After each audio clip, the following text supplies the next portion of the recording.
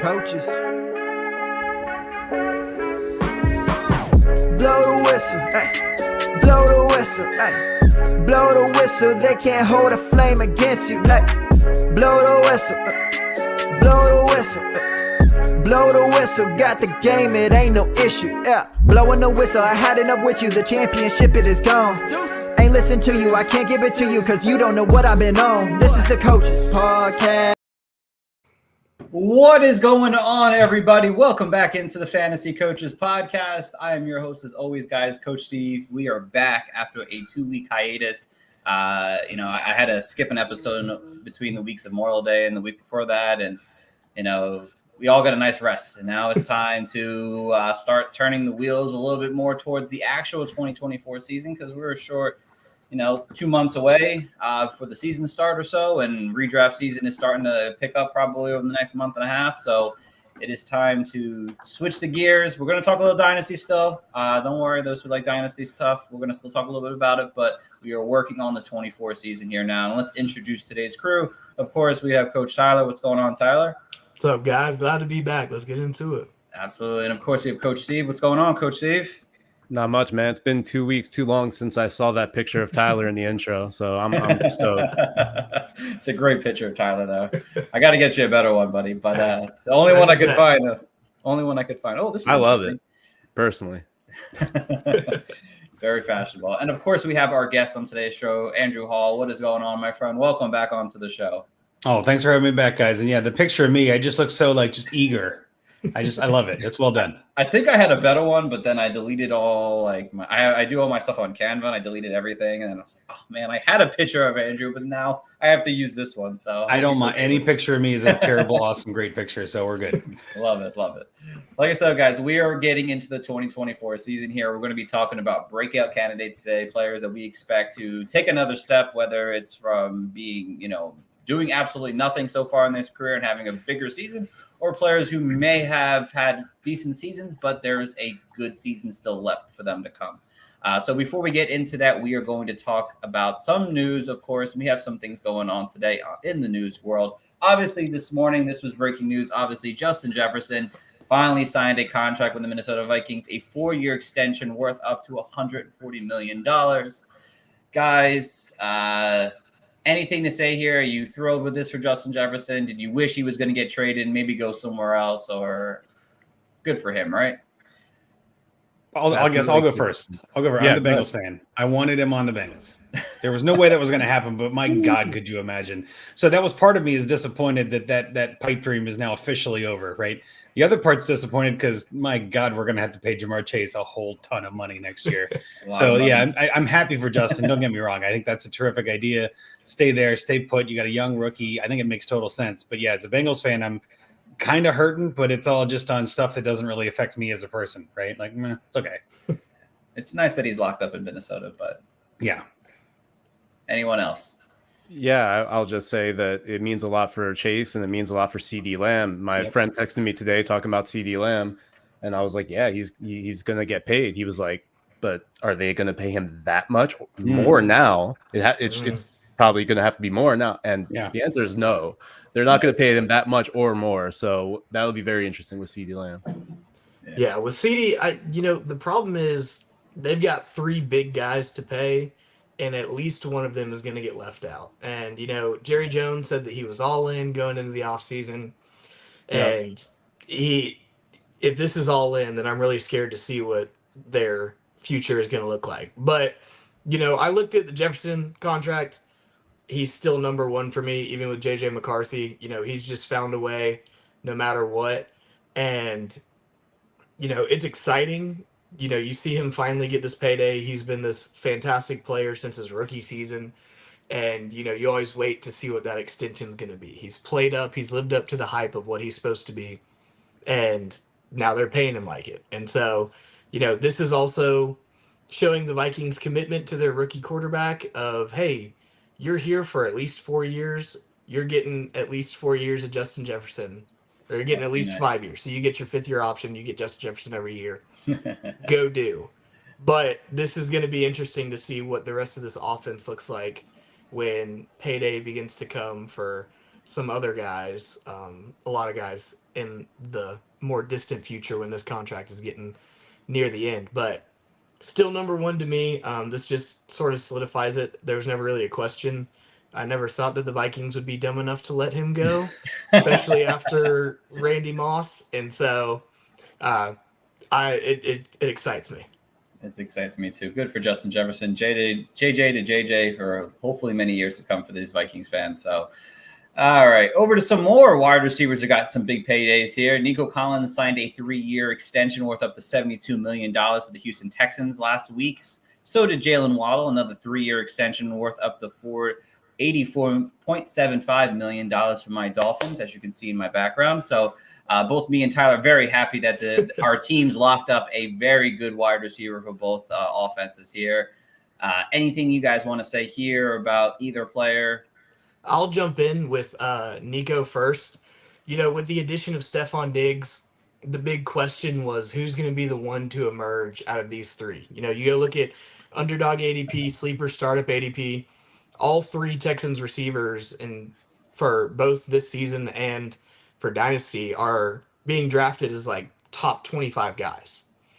And if CJ Stroud throws for 7,000 yards this year, he will be able to support three top 25 receivers. No. But, I think when you look at it, the question has been who's going to be the one to emerge. And everyone sort of assumed it's Stephon Diggs. He's the guy they're bringing in from the outside. He's been this elite receiver. But, money talks a lot of the time. And we see the Texans basically nullify and rework the end of Stephon Diggs' contract to where he's basically on a 1-year deal. And that could be because he's getting older and they want to see what they have. That could be because they want to just let it be.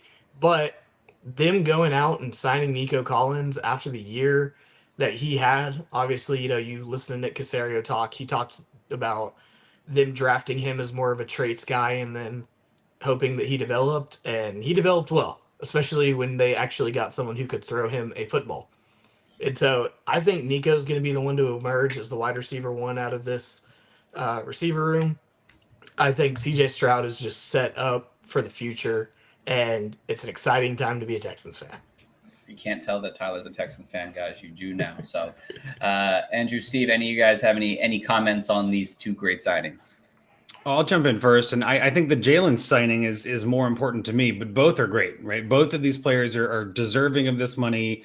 I don't think either one of them is what we would call bad for NFL or fantasy. Like, I'm fine with both of these, right? I think both of them have the ability, at least with this kind of contract, to be the team's wide receiver one. Obviously, Hill is a little bit of an impediment to that, just in a good way, I guess, because my goodness, if you're not the wide receiver one to a guy like Hill, I get it, right? That's not a bad thing. It's not a knock on Waddle. But the ironic thing to me is Waddle is going significantly later than Nico Collins in most drafts, but it seems like the team is valuing him significantly more, to be honest. And I think that's where the NFL and the fantasy kind of differentiate. There's always different contracts that teams have to make and different decisions here and there and whatever. And I think with Hill kind of putting himself on that shortened time frame, I think the team is just kind of looking to the future. And so whether it's redraft or dynasty, I think I would rather have Waddle over Nico because, again, there's a chance it might not be Nico. There's three heads to feed there. And as much as we would love to see Stroud throw up 7,000 yards, I don't know if we've seen that before. As again, coming from a team like the Bengals, who I follow, you got Chase, Higgins, and Boyd was kind of not really a factor. And I worry that could happen to any of these three just because we don't quite know what's going to happen. Obviously, Dell had an injury last year and he had a gunshot injury in April. And I think he's going to be fine. All signs point to him being, back on the field, but maybe he's not the guy, right? And then maybe it's Diggs and Collins, but we just don't know. And that uncertainty is something I tend to avoid. So for me in fantasy, to kind of bring it back, I think I'd rather have Waddle. I just think this speaks highly and more highly in a way about how the team believes in him going forward. So whether it's redraft or dynasty, I prefer Waddle to Nico, even though the rankings are not saying that at all. Steve, any comments before we move on? Yeah, I think that Waddle could really be a bounce back player in terms of what we're viewing him in ADP right now, like wide receiver 17 on underdog. I think that's a good value for Waddle, especially when you talk about who's going around him. The upside is still there, and I think that folks aren't really seeing that anymore for whatever reason. Obviously a down year last year, but for Waddle in particular, I mean, he's got all the upside in the world still. He is that kind of player, and he missed 3 games last year. So I really like Waddle, and him getting this bag. Probably going to raise his ADP a little bit, but I still think you're probably getting the value there. All right. I like it. 2 for Waddle, 1 for Nico. All right. That's a great day right there. All right. And then finally, some minor news. Tariq Cohen landed with the Jets, guy who hasn't played in like 3 years, but his name did come up on a lot of Twitter feeds, and, someone needs a, kick returner, punt returner, potentially, maybe. Juwan Jennings also agreed to a 2-year deal with the San Francisco 49ers to come back $15 million. So he will be back this season because he didn't sign his tenure. So this is him playing this season and then obviously getting another year next season. And then obviously not breaking news, but a little news that Logan Thomas signed with the 49ers to have some depth there in that tight end room. So anything here does anything for you guys in particular? Maybe not. Well, maybe so. Anytime I hear Tariq Cohen in the news is a good day to me. I mean, I don't know if you guys read that article. It's like 2 years ago. I think Players Tribune article that he wrote, a note to his younger self, right? A letter to my younger self. Just a heck of an article. And I think anytime I get to plug that, I want to do that because it just shows how much this game means to some of these players and how much they have to go through to get to where they are. So highly recommend. Just Google Tariq Cohen article. It's probably the first one that comes up. But again, I feel very highly that this guy has the motor, he has the heart, he has the desire. So seeing him land anywhere is good news to me. Juwan Jennings, whatever, take it or leave it. But Tariq Cohen, I love it. I don't care where he lands. I just want him to do well. Yeah, great for Cohen. And then with Jennings, obviously it matters a lot more if one of those receivers gets traded with Debo or Ayuk. Yes. So if he's on your dynasty waiver wires, he might be worth an ad on some deeper benches. Yeah, the Cohen signing just makes me so interested with the Jets. You just look at their running back room. They've got like 10 running backs in that room, and they have like one of the most elite running backs in the league. And then it's going to be, kind of a straw poll of who's going to be behind them.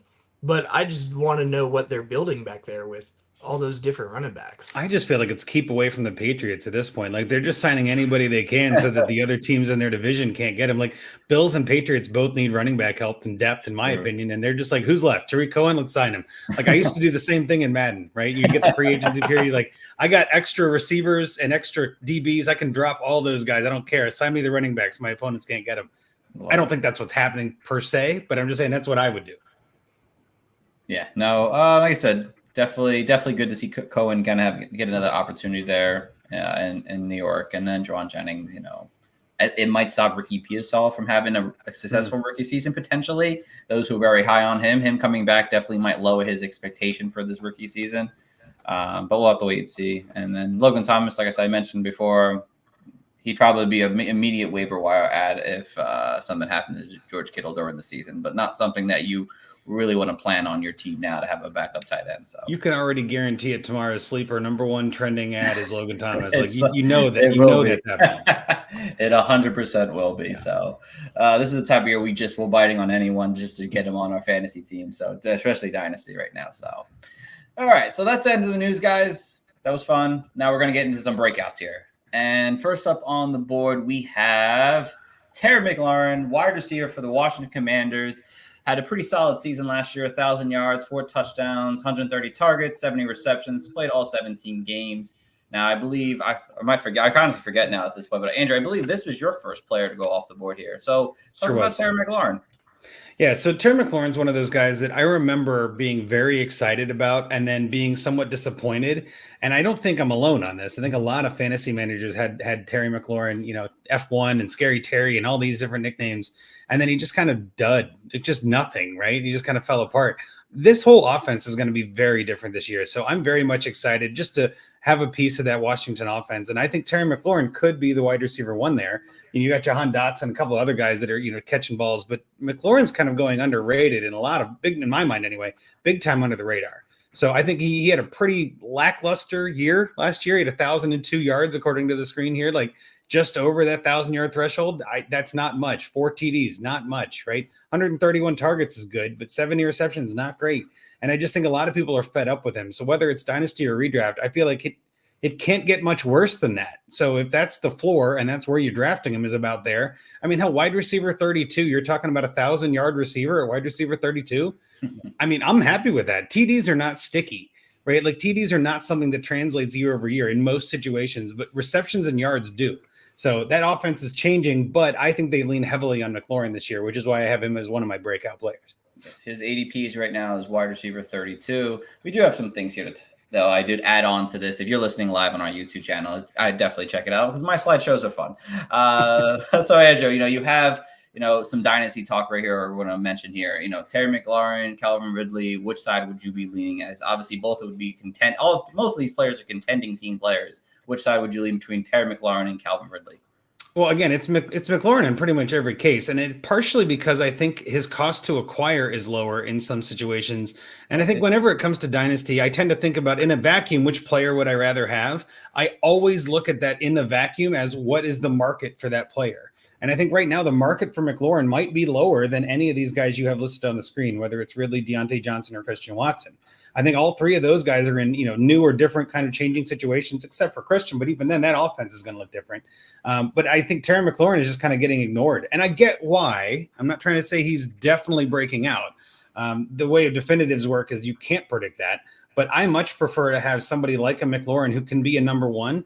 I don't know if I could see that maybe for Deontay Johnson, just because that Carolina team is so all over the place. But I don't think that's going to be Watson. I think that's going to be Reed, who we'll talk about in a minute. And then obviously Ridley, I don't think he's going to be the guy there either. So for me, it's Terry McLaurin just because his upside is higher. That's pretty much where I go in Dynasty. I like it. And then obviously the flip side for redraft season here, around ADP right now, you have guys like Tank Dell, Christian Kirk that are above Terry McLaurin. Then you have guys like Jaden Reed and Calvin Ridley, who you already said you take Terry McLaurin over already at this point.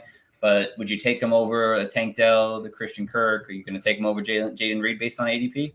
So, I mean, I probably would take Dell. We'll do it that way. I would probably go with Tank Dell there. I think that offense is going to be better. And I'd rather have a smaller part of a bigger pie than a bigger part of a smaller pie.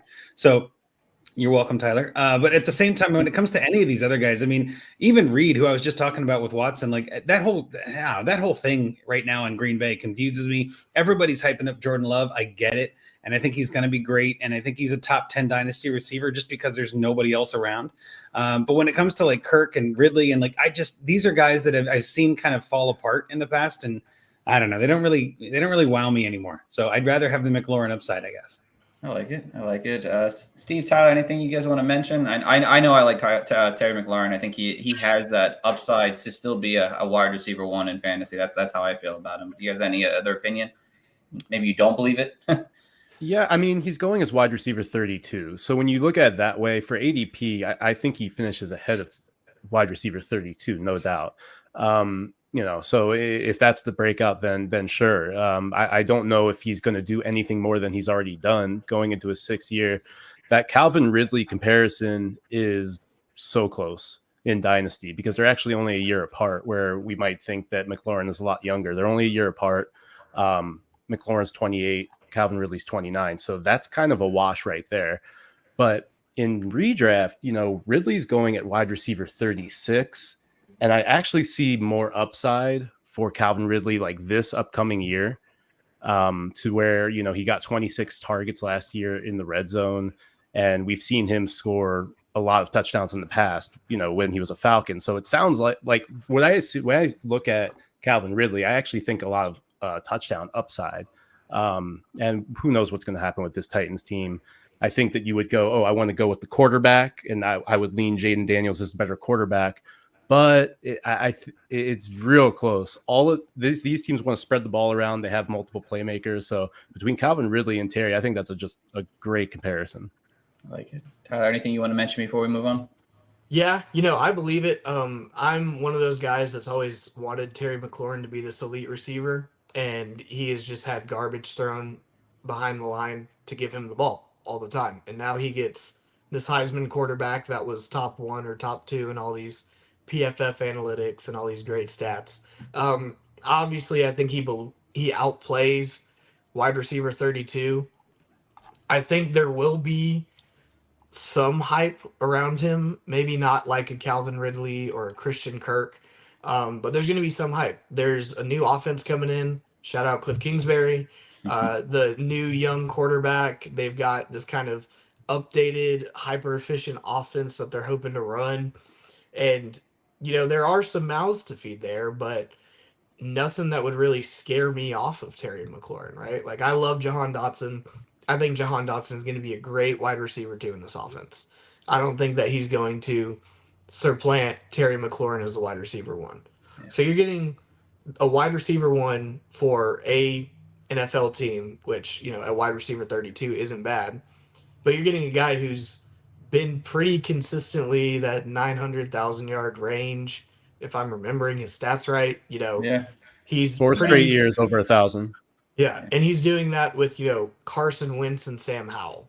So if Jaden Daniels is everything he's supposed to be, who's to say that Terry McLaurin doesn't add another 100, 200, add more than a couple touchdowns to that 4, and comes out of this season as a high-end wide receiver 2, if not a low-end wide receiver 1, if just everything plays out right for him. Yeah, no, I feel like I haven't heard anyone talk about Terry McLaurin this year. He's just been so quiet, which is a perfect time to either go out and buy in Dynasty or to, if you do those early redrafts, to get a steal for him right now that has potential to break out.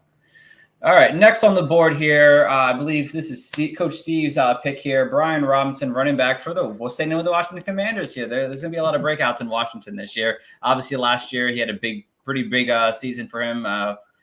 He played 15 games, 178 attempts for 700 yards, 43 receptions, 36 receptions. I am tired today, guys. Sorry. 43 targets, 36 receptions, 367 yards, and 9 total touchdowns. This is when I'll go back and edit it. But Steve, talk about why Brian Robinson is a breakout candidate for you this year. Yeah, I think he is somebody that we really don't know what to do with. And I think ADP says that on Underdog. Him and Austin Eckler are both going around that 33 to 36 range. And so we're not sure, but I think we believe that one of these guys will be better than that. So Brian Robinson, back-to-back years now, we're looking at 205 carries in his rookie season, 179 last year. Why was that number so low last year? How many passes do you guys think that Sam Howell threw last year? 1 billion. Yeah, it felt that way. 379. It was 612, and it led the league. So that's how many passes they threw last year. That's going to come down. Spoiler alert.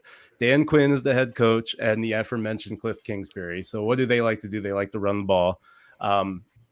What Brian Robinson already showed, 26 red zone attempts last year, 5 rushing touchdowns. That percentage is elite. And then we're talking about he actually had, because of all these passing attempts, he had opportunity to work in the passing game, even with Antonio Gibson there. And what did he show? He actually showed he was a more efficient pass catcher than Antonio Gibson, who kind of is known as that guy. So we know he can do that if Eckler can't really get the job done. So it's funny how we're looking at Eckler like, oh man, like he's done. Well, if he's really done, then Brian Robinson actually has the juice, right? He's the one who's on this team who now has the juice. And then Cliff Kingsbury coming in. I love it, right? 2019, Kenyon Drake, 8 touchdowns. 2020, Drake, 10 touchdowns. And what I love about that is with Arizona, you saw this high-powered offense. It really wasn't that great, right? But they had the running quarterback in Kyler Murray. And I think there's a lot of negative connotation. You have a running quarterback, that running back isn't going to succeed. That really not only, but a lot of times the reason is the touchdowns. Josh Allen, Jalen Hurts, these guys get touchdowns. Well, Kyler, he didn't have that elite Josh Allen touchdown number because they ran the ball in the red zone. So I think he's going to get a lot of up the middle stuff, especially in the red zone. He's going to get a lot of touches. And he's going to get more carries than he ever has in his career. So he's going to surpass that 205 very easily. We've seen the efficiency. If you give him around 250 carries next year with maybe 40 to 50 targets, he's going to have a really good season. He's going to outperform that running back 34-ish ADP. Yeah. And of course, let's bring in some dynasty, some redraft talk here, Steve. Brian Robinson, Zach Charbonnet, Ramondre Stevenson, Jalen Warren, who we might also talk about again later. Spoilers there. How do you feel about Robinson compared to Charbonnet, Stevenson, and Warren? You taking them over those guys, or is he kind of behind someone or here or there?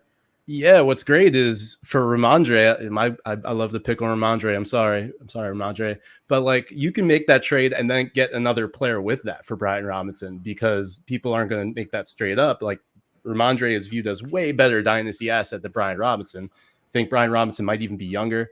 And then Charbonnet, I would still take Brian Robinson. And again, Charbonnet is the better asset, you know, in terms of how you view him. You can get more than that. So yeah, I'm not trying to be too heavy on this, but when I look at these players, I actually see what he's done in his first 2 years, and I think it can only get better with this offense of Jaden Daniels. I like it. And then, of course, on the redraft side of things, guys, you know, you're looking at, you know, Nick Chubb, Trey Benson, who are going right before them in terms of right before Brian Robinson ADP. And then some guys after Brian Robinson, you have Chase Brown, Gus Edwards, most of them kind of starters. Most of them are kind of the 1B there. You know, how do you feel about Robinson around those guys? I'll let somebody else go if you guys want to take that. Well, I'll just jump in here and say all of these guys, really everybody on this slide has question marks, right? This is kind of that crappy section. I wouldn't call it the RB dead zone or anything like that. It's not bad, but these are all guys you kind of have to pick a guy and go with it. You know what I mean? Just like pick a direction. Just say, which one are we going with here? Do you think James Conner is the guy or not? If you don't, then you go with Trey Benson. Do you think Nick Chubb comes back from the injury fine because he's a beast, and you go with Nick Chubb? Like you kind of have to put your gut in check on a little bit of this. And I think that's where the fun comes in at this level, because again, it's like trying to predict any one of these 8 names on this list, who's going to finish first and 8th, like who rank these 8 running backs. I don't know if anybody is going to get it right. You know what I mean? Like that's the fun part about this. But I love your logic here, Steve, on Brian Robinson. And I think you said it really well when it comes to something like a Ramondre Stevenson. I would personally rather have Ramondre, but if you're telling me I could trade Ramondre for Brian Robinson in a second, or Brian Robinson in a future first, or something like that, I mean, I'm taking that every day of the week. You know what I mean? Like the downgrade isn't that much. Right. Ramondre is 26, so he's a couple years older, but he's on an offense that is much more confusing in my mind. Patriots are just going to be, who knows? Let's just put it that way. But where I'm going with this on all of this is, if you find that you kind of like a guy, or you hear a lot about a guy and you just kind of hear that drumbeat, and to you that matters, then go for it, right? And so if you like Brian Robinson, this is the perfect kind of player to put on your list of breakouts and just say, I think he's going to do it. Here's why. And if it doesn't happen, not like it was your fault. It's just there's a lot of chaos of these players. So I love the pick. Yeah, big fan of Brian Robinson. You know, the video of him running out of the tunnel to Mini-Men after he got shot Yes. just gets me hyped up. Anyone that can do that has my affections, you know. But yeah, you know, I talked about the hyper efficiency of the Cliff Kingsbury offense, right? Obviously, you know, Kyler Murray is a smaller running quarterback. Jaden Daniels isn't that big. You know, I could probably put my thumb and pointer finger around his arms and be fine, right? And he's known for running into these crazy tackles and getting blown up. So if I'm Washington and this is supposed to be my new young quarterback of the future, I'm not running him in the red zone if I don't have to, right? If I don't want to get tricky with it. And right. Robinson has shown that efficiency in the red zone. And we see them, you know, they add Eckler. Eckler hasn't always been, you know, the greatest running back. He's been a great receiving running back for a long time. But if Brian Robinson is the red zone guy for this team and they can make some ground up and actually get in the red zone a decent amount, there's no telling what that number could look like. You know, I don't want to put him in the category because he's a little younger, but we've had this trend of these old running backs. Like there's Jamal Williams a couple years ago, and there's Raheem Mostert this past year, right? Like these guys that going into the season, they were probably going around this spot in ADP. Right. And they go out and they score 15 touchdowns on the ground. And you're looking at an RB1 on your team just from the fact of he keeps falling in the end zone. And then you add the fact that he's young and able to bounce off tackles and like actually efficient between the 20s. And the fact that he might not get the receiving work with Austin Eckler there. We'll see what Eckler looks like in that offense. But if you add, you know, 150 rushing yards to his total from last season and you add another 5 touchdowns, you're looking at a great season, especially for where you're getting this running back at. And especially with all the running back injuries that we've seen over the past couple years and how that changes the landscape year to year, there's a lot of dominoes that could fall in the right place if Brian Robinson can just play 16, 17 games next year. And I think that the touchdown regression in a negative way will happen in the receiving game. I think he overperformed there, but he'll make up for that on the running game because, well, Cliff Kingsbury's offense wasn't as advertised with the pace of play. They actually always were up there in red zone attempts per game. So will this offense be able to do that? We'll see. But if they're up there, maybe let's say in the top 10, that's going to be very good for Robinson. Let's not forget he was on a way to a RB1 season last year before he got hurt. I think it was like week 11 or week 12. So, there's potential for him. You have the mobile quarterback that's going to help open rushing lanes for him as well. And like you guys said, there's potential for a breakout season for Brian Robinson that, again, no one's talking about this Commanders team in that way. All right, over to my player. Let's start with my player next here. Anthony Richardson, QB6 right now in ADP, and it's hard to say, with QB6, it's a breakout. Last season, he only played 4 games as a rookie, 500 passing yards. Ran the ball 25 times for 136 yards and had 7 total touchdowns in 3.25 games last season as a rookie. And for me, I know he's kind of going already high, but the breakout season is something that is going to happen this year. If he can play 17 games this season, there's a breakout waiting for him. I mean, last year, 2 out of 3 starts, he had 20 fantasy points in 2 of his 3 starts this past year. He had 4 rushing touchdowns in 3 games. Like, he provided great fantasy value for us this past season here. He's going to have Jonathan Taylor, which will help him overall on the field here. And unlike Jaden Daniels that we just mentioned here, you can use a guy like Anthony Richardson against the goal line in the red zone and have him run the ball in very often. And he showed us last year. And he's got great weapons. Michael Pittman Jr. is a wide receiver 1 for this team here. Josh Downs is a solid slot wide receiver. Adonis Mitchell, he has potential to be a really good player if he can kind of just keep his head on right and just focus on football to that extent and be active on the field here. He's going to get a very athletic tight end and Jelani Woods, who did not play last year, who I think could have made a difference if he was on the field for Anthony Richardson. And a lot of year 2 mobile quarterbacks, year 2 is where they break out. Lamar Jackson, his breakout season was in year 2 because no one knows how to stop him. They didn't know what to do on film to stop him at the time. Justin Fields, he had 1,000 rushing yards his second season in the league here. Jalen Hurts, in his second season, he kind of got put on the map as a potential really good quarterback that we didn't expect that was going to happen in fantasy. Josh Allen didn't really do it when he was in his years, but again, he didn't have the weapons that Anthony Richardson has going into year 2 already. The Colts put a lot of great players around him at this point here, and I know the ADP says QB6, but he may be worth taking that risk on because we've looked at these mobile quarterbacks in their breakout seasons. It's a difference maker between making the playoffs and winning a championship in fantasy this year. And again, dynasty redraft, things get a little bit different here. I have on this kind of or not, Richardson, Jordan Love, Richardson, Caleb Williams, Richardson, Trevor Lawrence here. And again, the way I see it, I still probably have Jordan Love above Anthony Richardson, just in general, because I really like Jordan Love. Caleb Williams, I think, I still have him 1 spot above Richardson, but that could easily change by the end of the season here, easily. And then for Trevor Lawrence, I've never been as high on Trevor Lawrence as some people, so I would probably pick Anthony Richardson personally. I like the upside that Richardson offers in that sense. People might not agree with me on that one. People might think just Trevor Lawrence is the better option long term, and I can't argue with that. But Richardson, for me, I like him in Dynasty better in that sense there. On the redraft side of things, you have Lamar, CJ Stroud above him. Below him is, Joe Burrow, Jordan Love in terms of ADP this year. I think you could make an argument to have him go in any one of these directions here, to be honest here, whether or not you want to take him over Lamar or CJ Stroud, or if you think Joe Burrow and Jordan Love are better assets, you could do it. But Anthony Richardson has a big chance to break out this year. How do you guys feel about Anthony Richardson? How do you guys feel about these Dynasty redraft takes?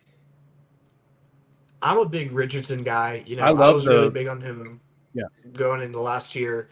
And, looking at it in a 4-point per passing touchdown league, he was quarterback 40. So really, you play a couple more games and he's going to break out this year.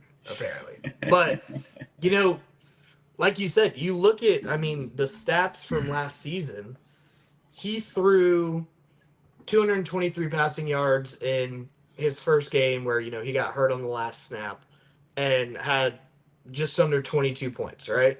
Nothing outstanding, one passing touchdown, one interception, but he had 40 yards and a touchdown on the ground.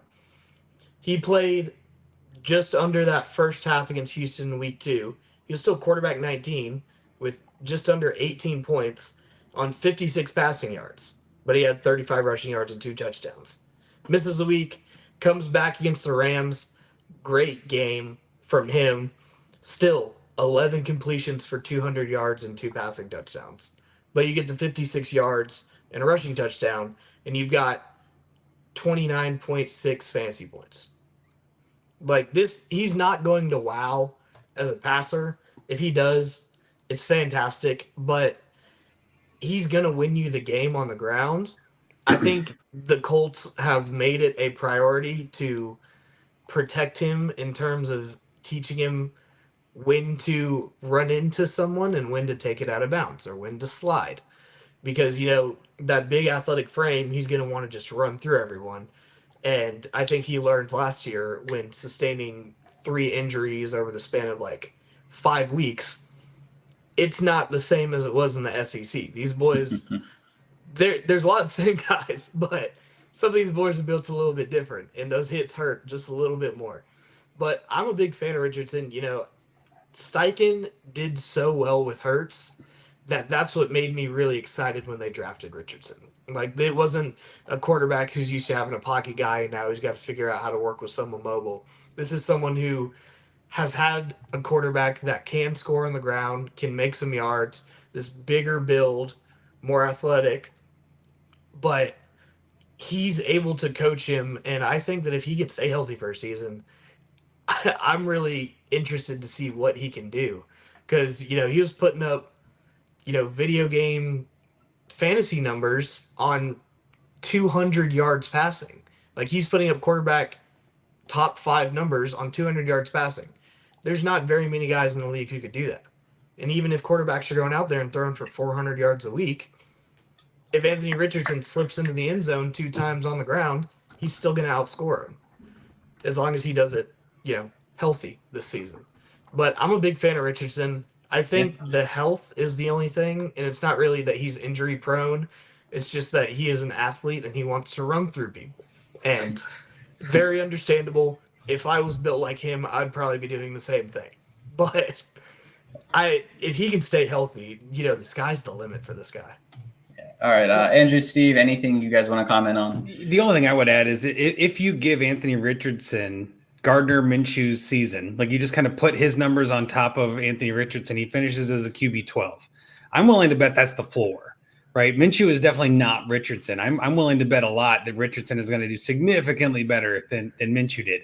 But that's just how good this offense was last year. So my thought too was like, if you can get Richardson to stay healthy, which is obviously a big if, then yeah, you're in for a top 5 season. I completely understand the logic. And I think calling it a breakout is a little bit, it almost feels like cheating to me, but I get why you're doing it because he was hurt last year. He didn't break out last year. So if then he has to break out this year. So I get the logic.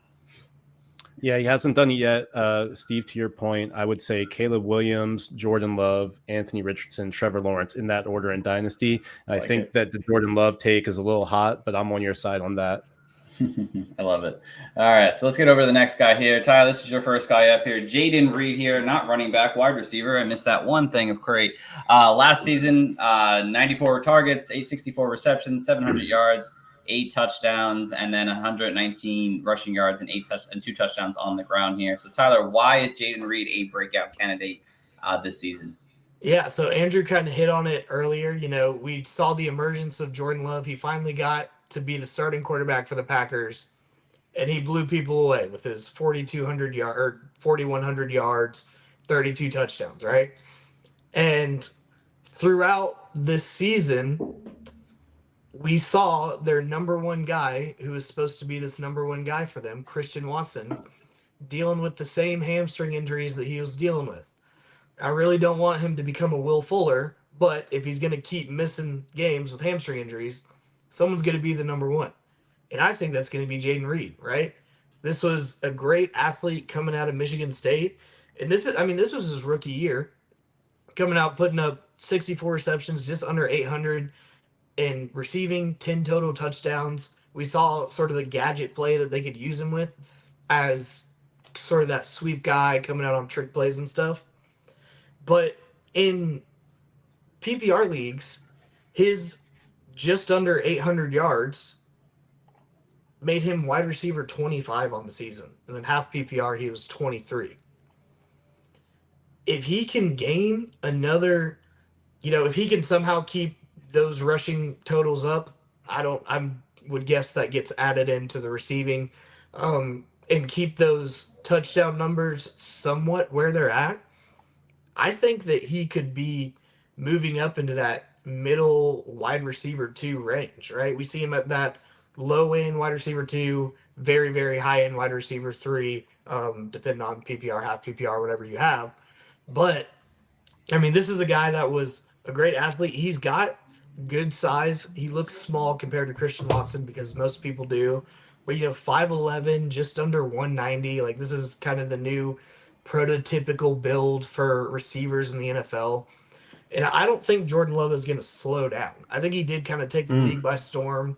I think I think he can repeat what he did this last season. I'm not saying that he's going to go out for, 47, 50, and 45 touchdowns.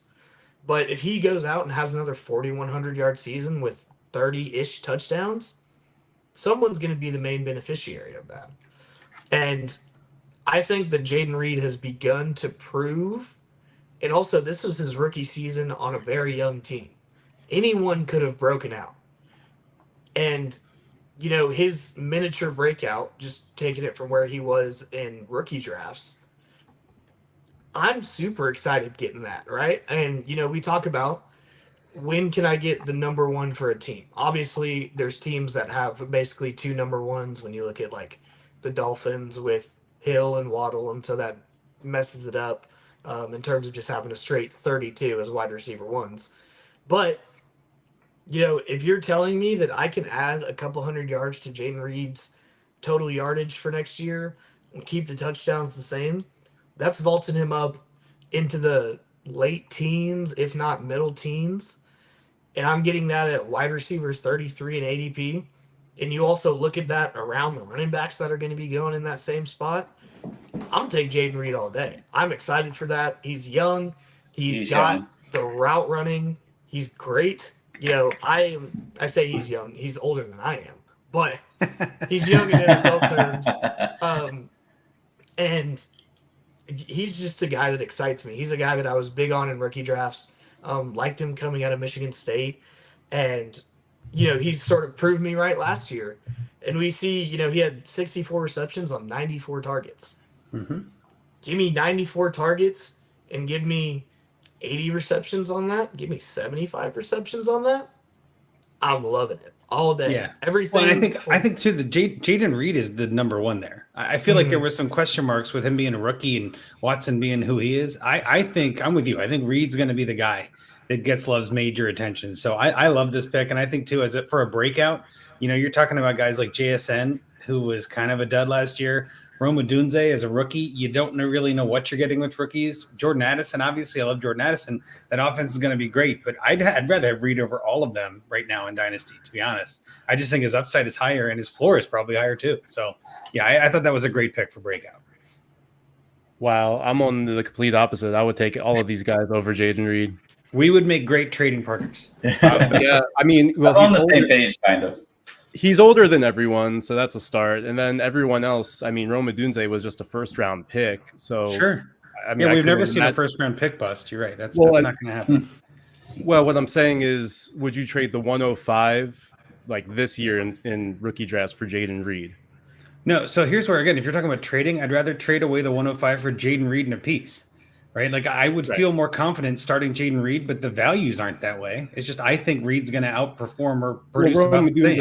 It would be taken at that 105, let's say. Correct. So what I'm saying is, I get what you're doing. I would take Rome Odunze and then trade him away for Jaden Reed in a second. You know what I mean? Like, I think that's everybody's got rookie fever. That's this time of year, man. I'm loving it. 100%. Yeah, I don't know if that would work. It couldn't work straight up. You would definitely like anybody would take in a vacuum Rome Odunze over Jaden Reed right now. Correct. But I'm saying their production and player profile kind of an idea. I would rather have Reed again right now because I don't know what Rome Odunze is going to be. His ceiling might be higher, but his floor is lower, and that I try to avoid low floors ever since N'Keal Harry bit me in the butt that year. But, it's something that I've done after 6-7 years in Dynasty. I'm like, man, I kind of like the bird in the hand versus the one in the bush. You know what I mean? Like, let me just take the guy I know. That's just maybe it's me getting old. Who knows? All right, let's get on. Well, just real quick, Steve, I was going to do my actual first breakout besides Brian Robinson was going to be Romeo Dobbs, right? Yes. It was interesting, and I didn't quite do it. I couldn't commit because it was like Jaden Reed, Romeo Dobbs, Christian Watson, Dontavian Wicks. There's a lot of guys. So many. Jordan Love made Malik Heath relevant for a week. So Bo Melton. Bo Melton, there it is, right? And so Romeo Dobbs last year actually was 12th in targets in the league. He had as many as Cooper Kupp. He was only one behind Travis Kelce and Jamar Chase. I think that's sticky. I think they like him in the red zone there. So him finishing ahead of Jaden Reed this year wouldn't be the craziest thing to me. All right, I like it. Let's get over to the next player. We got 15 minutes, guys. Let's get through these last 4 guys here. Next up, we have Kyle Pitts here, ADP 6. Last season, 667 yards and 3 touchdowns. Andrew, this is your guy here. Talk about Kyle Pitts. I feel like Kyle Pitts is a post-hype sleeper at this point. Like, he got so much hype that first year. Everybody in Dynasty was going nuts for him, and he was going to be the man. And he just kind of didn't live up to that last year. I know I had Pitts in a couple of redraft leagues, and it was ugly for me. So I'm thinking the Arthur Smith demon is off of his back, and I think Pitts comes back with a vengeance this year. I think that entire Falcons offense is going to look very different with Kirk Cousins. I'm very high on Drake London. I'm very high on Bijan, as everybody is. I just feel like it's going to be an air it out show, and I'm not going to be surprised at all at the end of the season if we see Kyle Pitts as like a top 3 tight end in most formats. So again, it's kind of, I would say it's almost like it's easy to pick Kyle Pitts here because he's just such a stud. And now that Arthur Smith is gone, everybody's hyping him up, but sometimes you got to pick the easy ones too, right? That's fair. I mean, how do you guys feel about any of these other tight ends? Like, I think I like Kyle Pitts, but I think I would prefer Kincaid. I think I prefer McBride and Andrews over him right now. And I think I'd prefer McBride and Andrews. Kincaid is where I get a little wishy-washy just because I'm not 100% sold on that Bills passing offense without Diggs and seeing how well they're going to be. I'm just nervous. Again, there's that anxiety in that. When it comes to redraft, I don't mind as much, right? Like in redraft, it's like, hey, it's just one season. You don't have to worry about it too much. I'd probably rather take Pitts than Kincaid or Kittle in redraft, but I get the logic a little more, at least in that. But Kincaid could be one of those guys that, we hear about and then kind of falls away. And I don't want to make a bad comparison, but kind of like a Dallas Goedert or Cole Kmet, like somebody who is somewhat valuable, but then is like a clear tight end too and never has that upside. And that's kind of what worries me about Kincaid from what I've seen so far. But we'll see. But I think Pitts is a stud. I think Pitts belongs in that upper tier where Kittle used to be in my mind and is kind of dropping just due to competition for targets. So each has their own, I like it. All right, so on to our next breakout player here. We have Ken Walker, running back, ADP 15. Last season, 900 rushing yards, another 336 in the air, and 9 total touchdowns. Coach Steve, this is your guy here, Ken Walker. Talk about Ken Walker and why he's a breakout. Yeah, I think he's a breakout because I think that he's been kind of the same thing 2 years in a row, which was like that RB 15, 16, 17, in that range. That's what people are drafting him as this year. So everyone just thinks, okay, he's going to be that guy again. I think he has a chance to be an RB1. I think he's going to be a top 10 guy this year. So that's the breakout right now, is that he's going to be an RB1 for the first time in his career. In his 3rd year, he's still 23. So when you talk about dynasty, I mean, I love his age. I love the fact that they're going to be a run offense this year more than last year with Mike McDonald coming in. So there's that coming into play where he said, I want to build the offense through the same lens as we built the defense, and we're going to build it there. We're going to be physical. We're going to run the ball. So you look at 228 carries in his first year, 219 in his second year. I think he's going to have, again, kind of like Brian Robinson, both guys kind of similar, 3rd-year guys. I think they're both going to have coaching staffs come in and elevate their games to make it sure that they get the ball a lot. So clear 250 carries for Walker, give him the same amount of targets roughly that he had last year. He was super efficient with those receptions and actually a lot more efficient than Charbonnet. They both got similar usage in the passing game, but Ken Walker was way more efficient because he is the explosive back. And then when you talk about red zone, he was 12th in red zone carries. He had 7 touchdowns on 38 attempts. We look at Gus Edwards last year. We loved what he did. He had 39 red zone attempts. So he had 1 less than Gus Edwards. We talk about Mike McDonald coming in. Similar stuff he wants to involve with what he did with the Ravens when he was there. He's seen it. He's been in this sort of regime. So I'm kind of thinking of like a Ravens light with the running game. I think Ken Walker is going to be a big boom this year for fantasy football. Yeah, I like Ken Walker a lot. I mean, you like, I think in Dynasty side, you like him over some of those guys like Cook, A-Chain, Zamir White still, or? Yeah, I think I have him over everyone clearly to me, except for maybe A-Chan. That's tough. But I do have him over James Cook, which I think is interesting. I'm trying to move James Cook right now for Ken Walker with some other pieces there, and I think I can make it happen. I like it. I'm starting to fade on A-Chain as a Dolphins fan. I hate to say that, but that's for another episode. Obviously. Hey, draft with your heart and not with your head. Like, I'm telling you, it's more fun. I know people will say the opposite, but I'm telling you, it's more fun to watch on Sundays. I'm just that is very true. Over to our next breakout here, Jaylen Warren. This is Coach Tyler's ADP running back, 28 last season, 700 rushing yards, another 348 on the ground, and 4 rushing touchdowns last season here. Coach Tyler, why is Jaylen Warren a breakout candidate? Yeah, Andrew talked about Kyle Pitts getting out of the Arthur Smith curse, and now Najee Harris has entered the Arthur Smith curse. We saw, the Falcons got this great weapon very early in the draft, not this past draft, but a draft ago, in Bijan Robinson. And what did they do with Arthur Smith calling the offense? They used a whole bunch of Tyler Algier, right? Mm-hmm. And I don't know how y'all feel, but I think Jaylen Warren is just a little bit better than Tyler Algier is. And one thing that really sells this for me is you see that after Arthur Smith is hired, you see them go out and decline Najee Harris's 5th-year option. So as of right now, this is Najee Harris's last year on this team. And Jaylen Warren, I think, at least has 2 more seasons on his contract. It could be 1. We'll see. But Jaylen Warren, extremely efficient running back. It reminds me a lot of the latter years of Ezekiel Elliott in Dallas before he is now in Dallas again, and how a lot of fans and fantasy owners felt about Tony Pollard. Right? He was this really efficient number 2 behind this big guy who had this high draft capital and this big name. And he came out and was super efficient, but they just wouldn't give him more touches. And I think with Arthur Smith coming in, this is going to be a very run-heavy offense, just looking at what Arthur Smith does, and especially with the question of who's going to be the quarterback there. I don't want either of them throwing the ball. So they're going to run the ball a lot. And even if Najee Harris is tied to this team for the next 5 years, with the amount more that they're going to run the ball than they have with Matt Canada and everyone before, I think that Jaylen Warren, on just that touch value alone and the increase in touches that he should see, is going to rise in ranking. He was finished as 22nd running back in PPR last year, 25th in half PPR. And he had a lot of receptions to help with that PPR number. But we see 149 carries.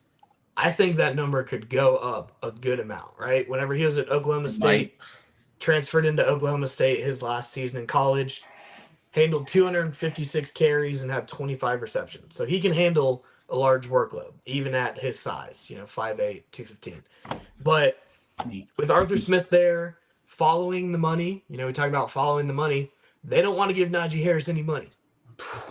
They do not. Nobody wants to give running backs any money. Yeah. Yeah. They haven't extended Jaylen Warren, but the one guy standing in the place between Jaylen Warren being a bell cow back and where he is now, the Steelers basically said, hey, we're not giving you anything. And that makes me excited for Jaylen Warren, this hyper-efficient back going into a run-first offense.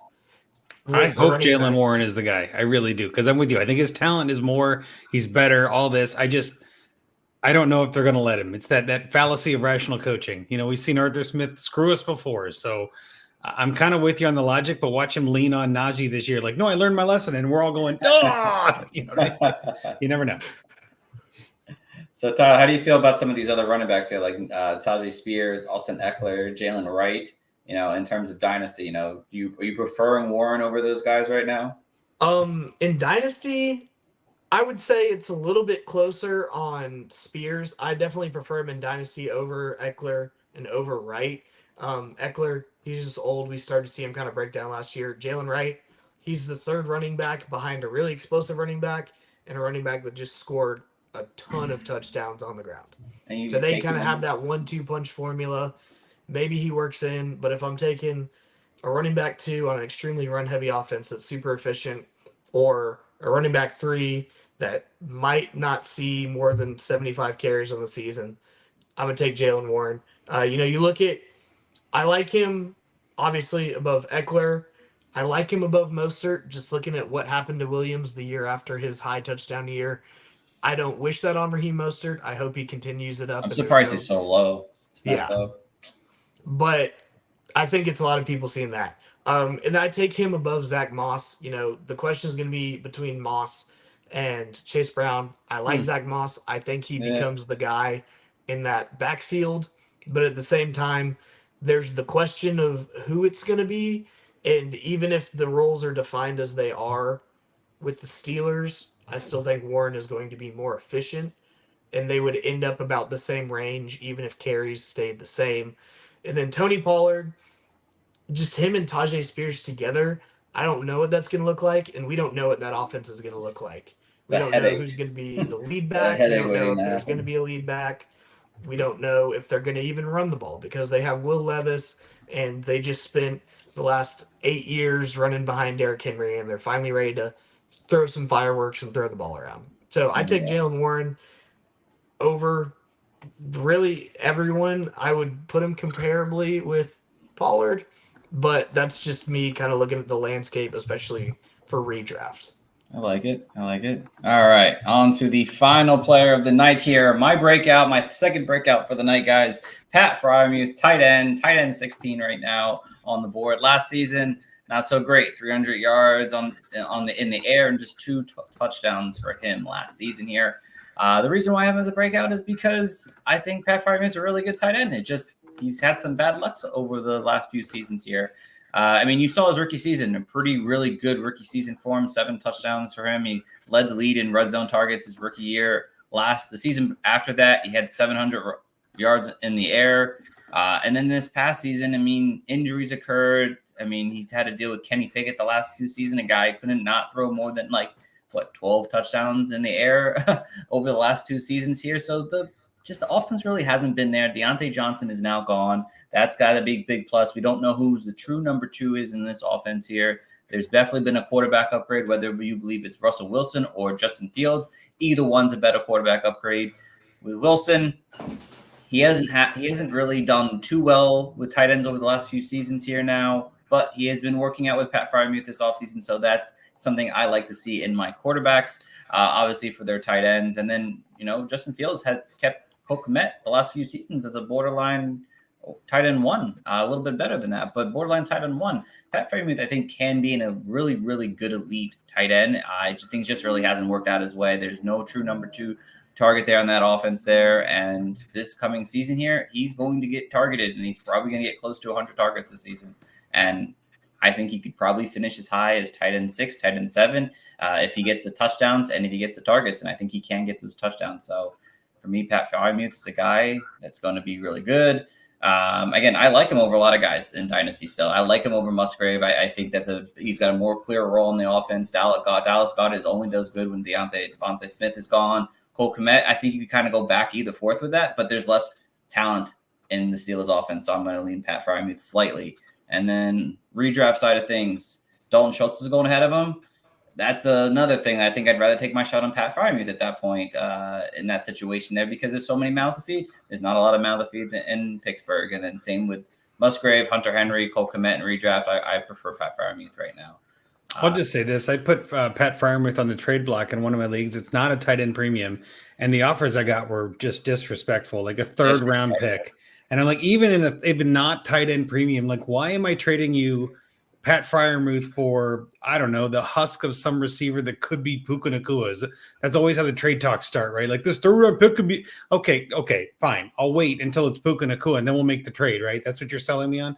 But at the same time, like, I'm with you. Fryermuth has got one of those situations that I think could actually be helped by Arthur Smith, to kind of go back to what Tyler said too. So as bad as Kyle Pitts was, I think this offense is a very different looking offense and is in a very different position. So I'm with you. I'm kind of willing to be hurt by Pat Fryermuth again.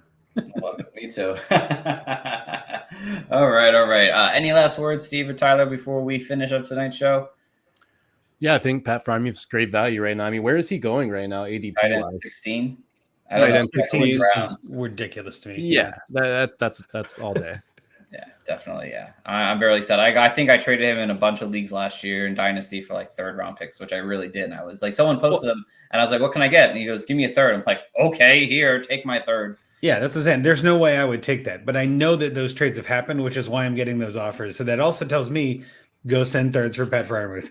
I didn't even need him. I just said, "Okay, give me Pat Fryermuth." Sure, why not? There's talent. I got Laporta on that team. I'm like, I don't really need Fryermuth, but I'm not going to let him slip. Like, what the heck? Yeah, I'm with you. That just means someone else in your league didn't get him. Bingo. Exactly. All right, guys, we're going to wrap things up tonight. This was a fun, fantastic episode. A lot of great breakouts we came up with for everyone. Andrew, man, fantastic guest as always, my friend. If there's anything you want to say, I'll give you the floor now, my friend. No, I appreciate it. Thanks so much for having me on. I mean, this is a fun time of year. We see a lot of this training camp starts talking again. We start talking about 100 days to the season. We got training camp news and blurbs and all that fun stuff still to come. We've got preseason and offseason and all this other stuff kind of combining together. So always a great time to be here. You can find me writing at Fantasy Pros. I do a lot of Dynasty work with them. And then I am still part of the Dynasty Junkies. We're on an every other week schedule at this point. On Thursday nights, usually Thursday nights around 9:30 Eastern, every other Thursday. So again, just love being here and love talking breakouts. It's my kind of season. It's optimism season. So I love breakouts. I'm glad to have been able to put some positivity in the world for this season. No injuries. No injuries. Let's go. Of course, Coach Steve, anything you want to mention before we get out of here tonight? No, great episode. Follow me at FF Professor ST3 if you guys have any questions about fantasy. And then thanks to our guest Andrew for coming on the show. Absolutely. And Coach Tyler, anything you want to mention? Yeah, for sure. For plugging Twitters or X's, go hit me up at FF_TJ Hernandez. Definitely go check out Dynasty Nerds. We didn't get through our ad reads today, but me and Coach Steve, right, for Dynasty Nerds, a lot of good content, Dynasty wise, redraft wise. There's a whole bunch of stuff being pumped out over there. So go check out Dynasty Nerds. Absolutely, guys. And of course, thank you all for tuning in tonight's show, whether you're listening live on our YouTube channel at the Fantasy Coaches, if you're listening live afterwards on Spotify, Apple Podcasts, whenever I actually post it there. I will post it as soon as possible compared to most times, but I'm trying to get better as we're getting closer to the season to give you guys as much time and much information as possible. And again, guys, we'll be back next Monday here. We'll have another new fun episode here to talk about for the 2024 season. So thank you all for listening. Tune in until next time, everyone. And have a good one. Back to back is not far-fetched. We got a couple of Clark Kents. I've been